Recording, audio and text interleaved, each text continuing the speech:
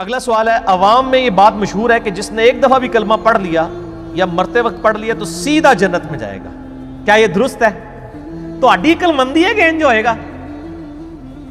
یہ جو لوگ سوال لکھ کے بھیجتے ہیں وہ بھی ذرا اپنی عقل استعمال کریں نا، کہ کیا اتنی سستی جنت بک رہی ہے؟ جامعہ ترمذی میں حدیث ہے، سیدنا عثمان غنی رضی اللہ تعالیٰ عنہ جب بھی قبرستان جاتے اتنا روتے کہ داڑھی آنسوؤں سے تر ہو جاتی۔ لوگ پوچھتے کیا معاملہ ہے؟ انہوں نے کہا میں نے خود نبی علیہ السلام سے سنا ہے کہ آخرت کی منزلوں میں سے پہلی منزل قبر ہے، جس کی یہ منزل صحیح ہوئی اس کی اگلی منزلیں آسان ہو جائیں گی، اور جو اس منزل میں پھنس گیا اگلی منزلیں اس کے لیے مشکل در مشکل ہو جائیں گی۔ یہ کون کہہ رہا ہے؟ سیدنا عثمان۔ سیدنا عثمان وہ ہیں جن کو 3 موقعوں پہ جنت کی بشارت ملی ہوئی ہے، اور نبی علیہ السلام کی طرف سے۔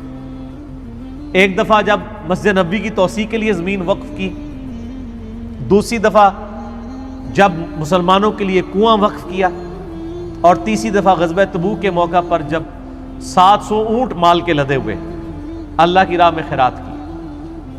اچھا، تینوں دفعہ ان کو مال خرچنے کے اوپر ہی جنت ملی ہے۔ اس لیے میں کہتا ہوں جس کو اللہ نے مال دیا ہے نا، سب سے آسانی میں اگر دنیا میں کوئی جنت کما سکتا ہے نا، مالدار بندہ ہے۔ اس نے بس صرف اپنی نیت صحیح کر لینی ہے، اس کو یہ ٹینشن نہیں ہونی چاہیے کہ پتہ نہیں قبول ہوا ہے کہ نہیں۔ نماز میں تو ہمیں جتنی مرضی صحیح کر لیں توجہ نہیں رہتی، بندہ کہتا ہے یار پتہ نہیں خشوع خضوع ہے کہ نہیں۔ مال میں صرف ایک چیز کا خیال رکھنا ہے کہ آپ نے ریاکاری نہیں کرنی، بس۔ باقی یہ نہیں ہوگا کہ یہ خشوع خضوع سے خرچ ہوا ہے کہ بغیر خشوع خضوع کے، یہ خرچ کرتے وقت یعنی وہ ذہن حاضر تھا یا نہیں تھا، وضو ہے تھا یا نہیں تھا، یہ رولے تو ہے ہی نہیں نا مال خرچنے سے۔ تو سیدنا عثمان نے 3 دفعہ جنت کمائی ہے مال خرچنے کے اوپر، اور تیسری دفعہ تو نبی علیہ السلام نے اشرفیاں یوں آپ الٹ پلٹ کرتے تھے اور کہتے تھے عثمان جنتی آج کے بعد جو چاہے مرضی کرے۔ یہ ان کو ہی گارنٹی تھی کہ جو مرضی کرے، تو انو آندی تھی جو مرضی کر دے، وہ ہے کچھ کرتے رہے جے بعد کہ قبرستان جا کے روندے رہنے کہ پتہ نہیں میرے ساتھ کیا بننا ہے۔ تو قبرستان جا کے روتے تھے۔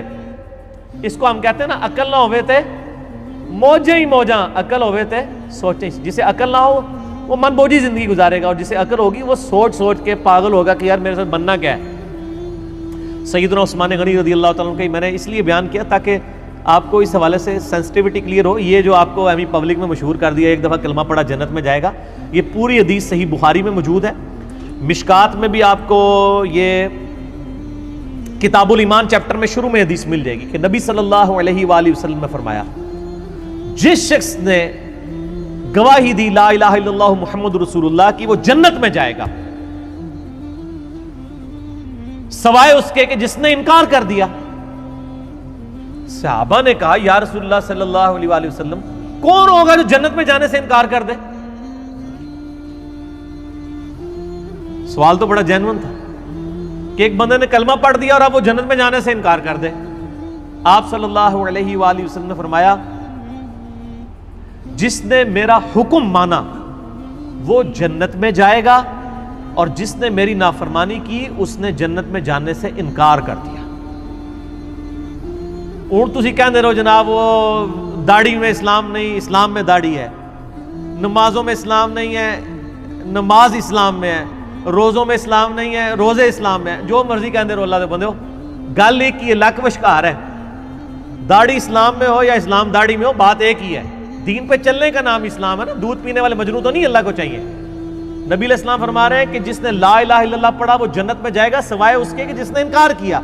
پوچھا گیا انکار کس نے کیا؟ فرمایا جس نے میرا حکم مانا وہ جنت میں جائے گا، اور جس نے میری نافرمانی کی اس نے جنت میں جانے سے خود انکار کر دیا۔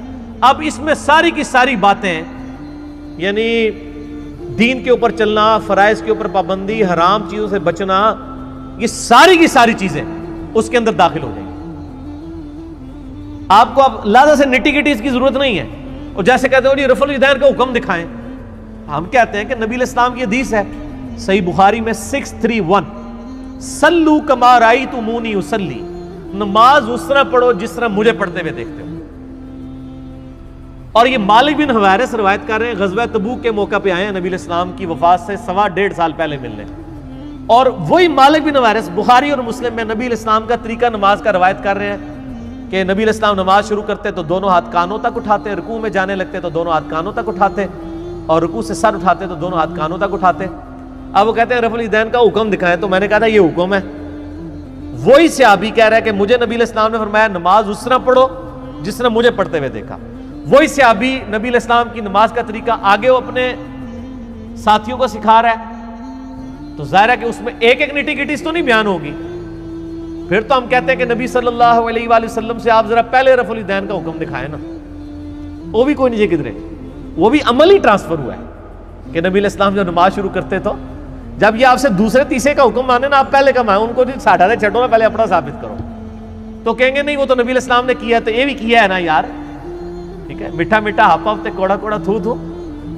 تو یہ جنت اتنے سستے نہیں ملنی میرے بھائی، یہ آپ کی شعر و شاعری ہے کہ جو کچھ بھی ہے اے اللہ تیرے محبوب کی امت سے ہیں، یہ آپ کی شعر و شاعری آپ کرتے رہیں، جب انشاءاللہ موت آئے گی تو پھر پتہ چل جائے گا یہ شعر و شاعری ہے، اس کی کوئی اللہ کے حضور کوئی حیثیت نہیں ہے۔